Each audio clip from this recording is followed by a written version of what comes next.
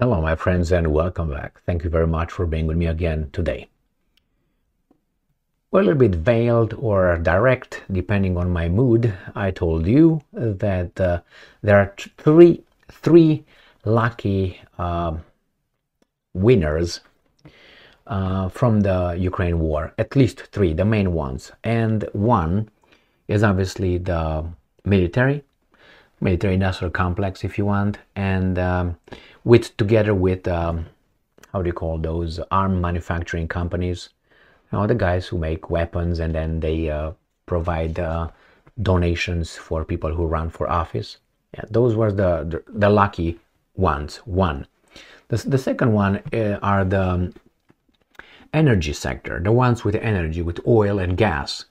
Imposing sanctions on Russian gas and embargo and price cap, obviously you're gonna have an open market in Europe, and you can now enter the market because the competition was removed. So people that produced something cheaper than you and faster and better than you, now they are moved out, sanctioned, and then you move in with your garbage at the premium price. So then you have this kind of sector, and not only I'm talking about Shell or Amoco or Sunoco or Capaloco. Not only that. I'm talking about the Russians as well. They make a ton of money.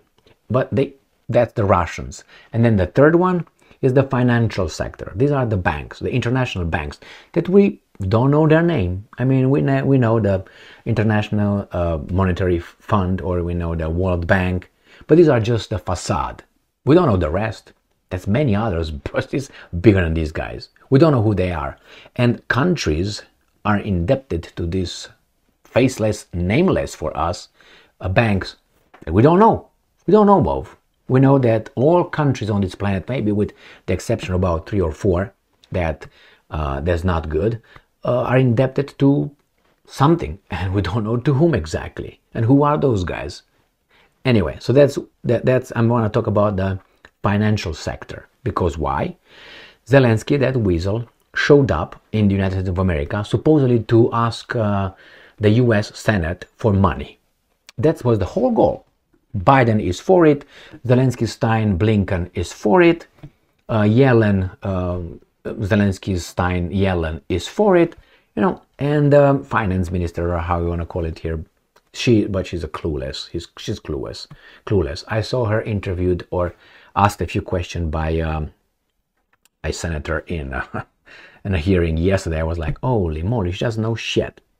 So anyway, so Zelensky showed up in Washington, D.C. or in the United States of America. His goal was to talk to the U.S. Congress. But he spoke with everyone but the U.S. Congress. Before speaking with the U.S. Congress, he spoke with other people. Let me tell you with whom he spoke.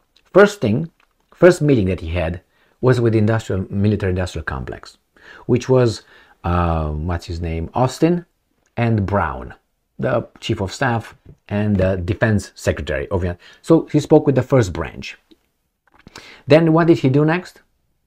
He met the industry, the arms industry. I covered that today. So he met those guys, arms manufacturing companies. Oh, look at this, because I did V. Anyway, and now 3, he jumps to the third branch of what I was talking about. And let me show you the branch. Zelensky explores collaboration with World Bank president during U.S. visit.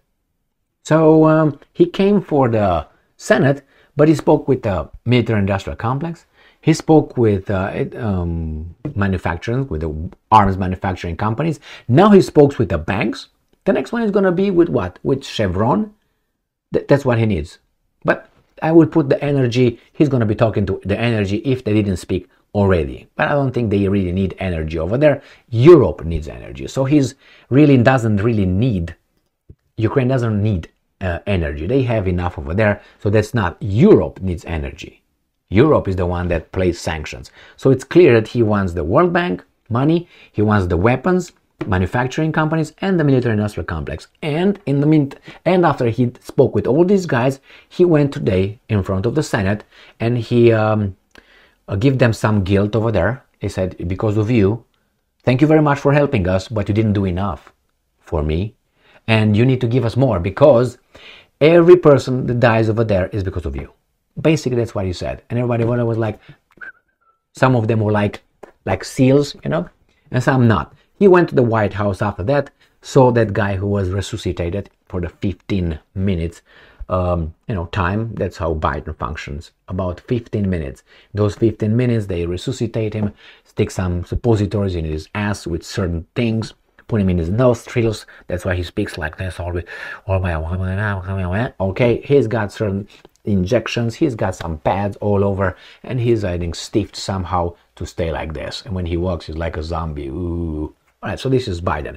So he meets Biden, which was a slam dunk anyway from the very beginning. Probably he met his brother Zelensky, Blinken, and maybe Victoria Nuland. Why not? And Yellen, probably she was over there too. And that's the result. This is why this guy came here. I personally have doubts that he's going to return to Ukraine. I think I gave him 10% that he will not. 90% he will return. But I give 10%, I'm skeptical that he's going to ever return to Ukraine. Maybe this little thing here was just a, how should I put it, lift for him out of the harm's ways. And interestingly enough, in this little, right here, he has on the chest, Ukrainian. Ukrainian. Yeah, you are Ukrainian as I am Zimbabwean. All right, so let's see. December 12th.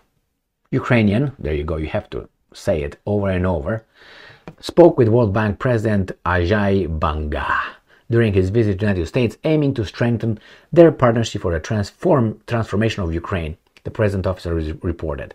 So he wants money, money, money. Anyway, it says, Banga affirmed the World Bank's commitment to maintaining financial support and sharing global best practices to facilitate Ukraine's economic recovery. Well, maybe you want to look and see where World Bank and International Monetary Fund intervened, how great those countries are doing. And after that, look at their debt, national debt, and then you tell me who owns who. It used to be in our lives, when I remember, that you didn't need to take a loan, or you didn't need to, you know, use the banks or have beyond debt. You pay your debt and that's it. Now, if you don't have a credit score or you don't have a debt, you're not a good citizen. It seems like the whole thing is you depend on something that actually that something should depend on you. Remember, it's like the relationship between a rib and a human being. The rib being the bank. I can live without one rib, two ribs, three ribs, but a rib taken out from me and put right here cannot live without the rest of the organism. It's going to be dying, dead. So the bank somehow, the rib, became more important than the organism. This is the bank.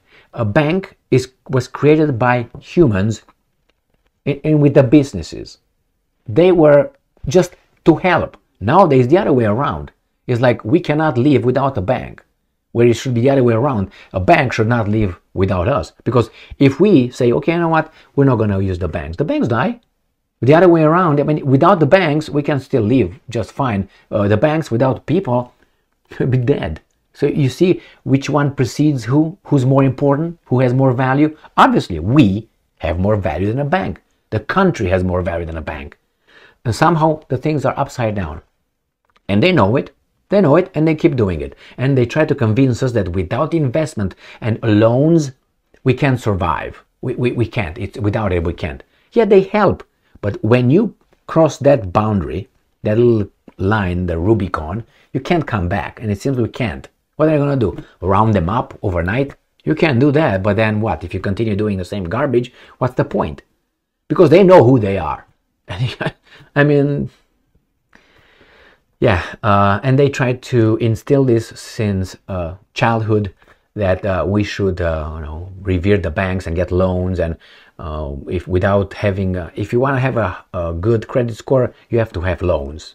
And you have to have, if you don't owe, your credit score is not as high as when you owe. Yeah.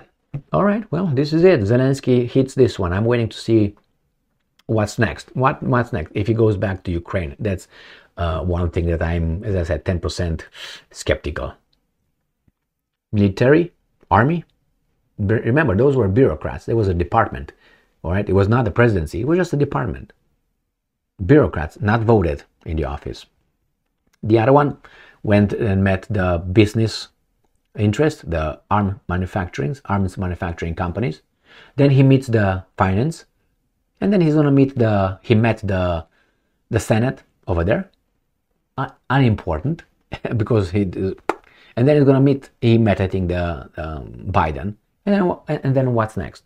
He still got some meetings. I don't know exactly, maybe with some communities. I'm feeling it.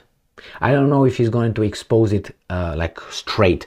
I don't know, maybe he's going to go and visit some donors, like, I don't know, some AIPAC, for instance. I don't know if he's going to go to AIPAC or not, but that would be, I think, too. Why not? I mean, who's going to notice? Nobody but you and I. Thank you very much for being with me again today. Stay strong, stay smart, look for the truth, and be just.